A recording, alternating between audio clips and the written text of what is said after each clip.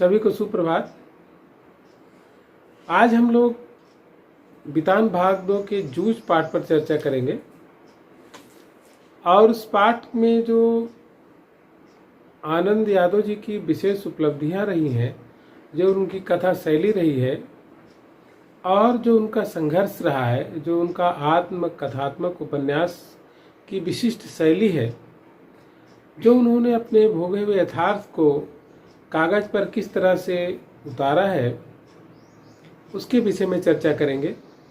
और यह चर्चा करेंगे कि जूझ का जो शीर्षक है वो क्यों सार्थक है, जूझ शीर्षक ही क्यों दिया लेखक ने, उसके पीछे लेखक का क्या मंतव्य था।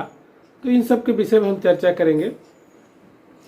तो पूरा आप वीडियो देखें ताकि आपको पता चल सके कि वास्तव में आनंद जी का संघर्ष क्या रहा है, किन परिस्थितियों में उन्होंने अपना जीवन आगे बढ़ाया और उनका संघर्ष क्या रहा। तो इसे हम 3 भागों में बांटेंगे। पहला भाग है कि जूझ शीर्षक इस पाठ में लेखक अपने जीवन में जब वो पढ़ाई छूट जाती है तो किस तरह से पढ़ाई प्रारंभ करने के लिए संघर्ष करता है। फिर जब वो स्कूल जाना शुरू करता है तो शुरुआती उसके संघर्ष, फिर जब वो अपनी कक्षा में पूरी तरह से स्थापित हो जाता है, उसके बाद किस तरह से मराठी कवि और अध्यापक सौंदलेकर जी के प्रभाव से आकर के वह किस तरह से कविता और साहित्य में उसकी रुचि जगती है। तो इन 3 स्टेप पर हम चर्चा करेंगे।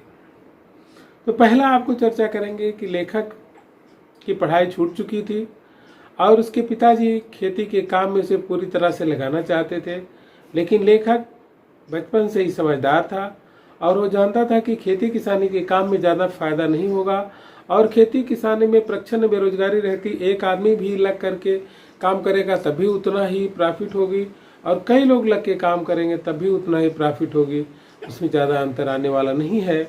और दूसरा था कि खेती में अगर वो लगा रहेगा तो उतनी उन्नति नहीं कर पाएगा जितनी पढ़ लिख कर सकता है। तो शायद आनंद जी के मन में अम्बेडकर जी की शिक्षित बनने वाली सूक्ति पहले ही आ गई हो। मराठी लेखक है। बहरहाल लेखक छोटा ही था और पिताजी से उसने बात किया तो उन्होंने पढ़ाने से मना कर दिया। तो उसने अपने माँ की सहारा लेने का प्रयास किया और माँ उसे लेकर गए गांव के मुखिया दत्ताजी राव के पास, जहाँ पर दोनों लोगों ने पूरी समस्या उनको बताई। तो मुखिया ने कहा कि जैसे ही आपके पिताजी बाजार से शाम को आए तो तुरंत मेरे पास भेजना और उन्हें चर्चा मत करना कि हम लोगों ने सारी चीज़ें बता दिया है, आप स्वतः आना फिर हमें बताना।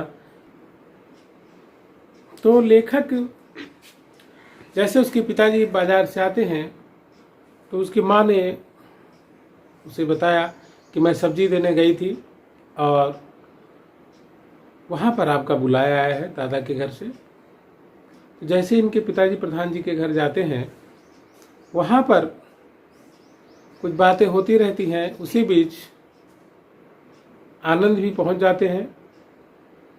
वहाँ पर दत्ताजी राव पूछते हैं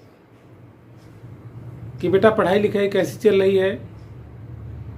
तो आनंद बताते हैं कि मैं बिल्कुल पढ़ने नहीं जा रहा हूँ, पिताजी ने मेरी पढ़ाई छुड़वा दिया है और लेकिन मैं पढ़ना चाहता हूँ।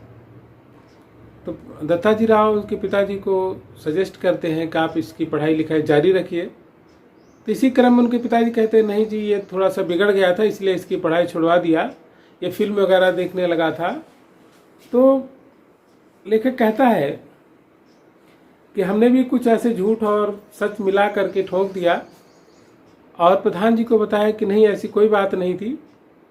एक ही बार उसने फिल्म देखी है मेले में जाते समय और पिताजी से कुछ पैसे न लेने पड़े, कपड़े वगैरह सिलवाने के लिए ही उसने कुछ कंडे बेचे थे जिसको माँ की सहायता से उसने बनवाया था।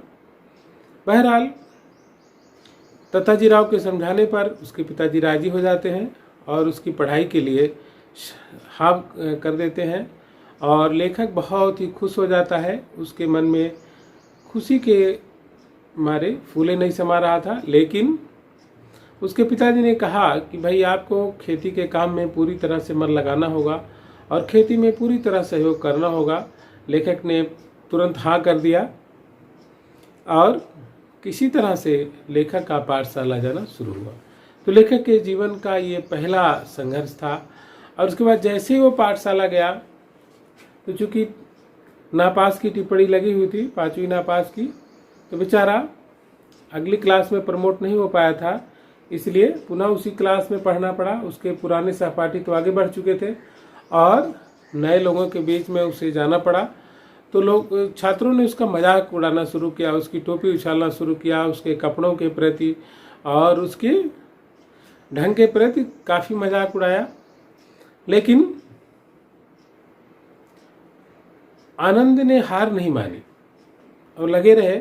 उन्होंने देखा कि एक पाटिल नाम का एक बहुत ही होनहार लड़का है जो कि क्लास का मॉनिटर है, वह उसकी नकल करने लगा। उसी तरह से पढ़ाई में उसने रुचि बनाई और गणित वगैरह भी मन लगा के हल करने लगा, जिससे गणित के अध्यापक ने कापी जांचने का काम मॉनिटर के साथ साथ इनको भी दे दिया। तो ये लगन से पढ़ने लगे और अपने अध्यापकों के प्रिय बन गए। लेकिन यहाँ पर जो शुरू होता है उनका संघर्ष का तीसरा चरण, जो वो मराठी अध्यापक से प्रेरित होकर के उन्होंने कविताएं लिखना शुरू किया, साहित्य में उनकी रुचि, छंद शास्त्र में उन्होंने पकड़ बनाई।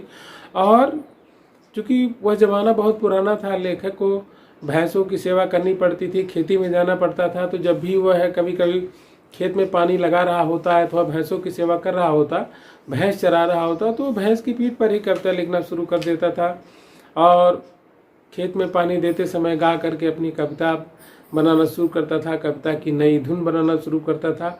उसको अकेलापन भी अच्छा लगने लगा। तो यह उसके जीवन का बहुत ही महत्वपूर्ण चरण था जिसमें मराठी अध्यापक ने उसकी भरपूर सहायता किया और उनको आदर्श बनाकर लेखक भी अपने जीवन में एक लेखक बन सका। तो यहीं तक अभी इसको समाप्त करते हैं। लेकिन आपको जो प्रश्न इससे आते हैं वो बता दें कि पहला जो प्रश्न सबसे महत्वपूर्ण है कि जूझ शीर्षक का औचित्य सिद्ध करें। दूसरा जो महत्वपूर्ण प्रश्न आता है कि जूझ शीर्षक से आपको, जूझ पाठ से आपको क्या प्रेरणा मिली, आप लेखक के जीवन संघर्ष से कहाँ तक आदर्श मानते हैं, कहाँ तक प्रेरणा ग्रहण करते हैं। तो ये दोनों ही प्रश्न आप ध्यान दीजिए। आगे फिर कल के लिए ओम।